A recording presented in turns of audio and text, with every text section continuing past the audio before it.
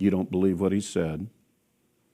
You don't believe in his instructions or the penalties or the blessings that come from them. And you don't believe it, and you try to do your own thing. And you sin. You miss the mark. You sin against God. The same question can be asked, what commandment is broken first before you sin against a man?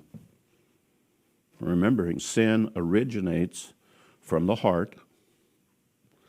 So what commandment do you break first before you sin against a man?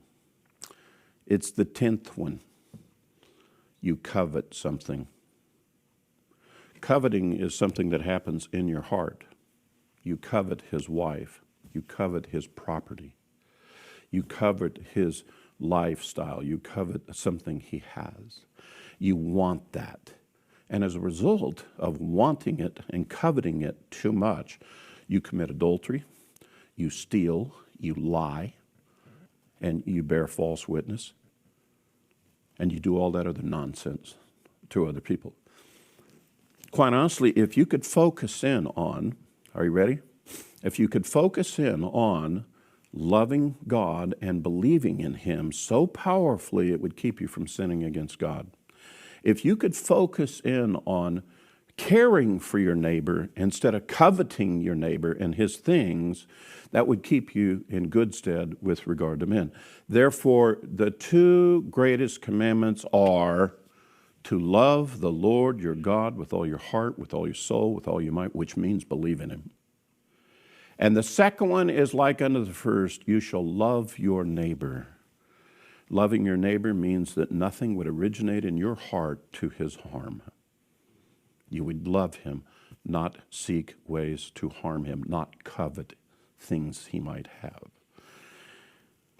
Basics of the Torah.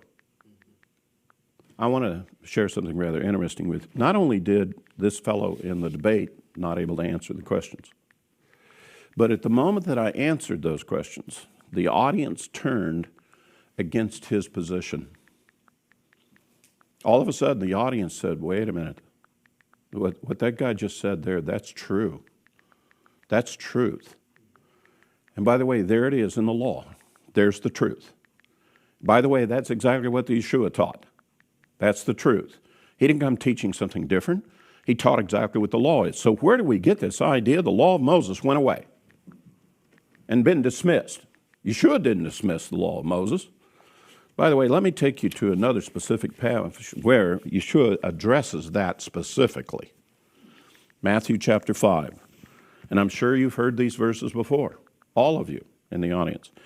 Matthew 5, verse 17. Do not think I came to abolish the law of the prophets. I did not come to abolish, but to fulfill.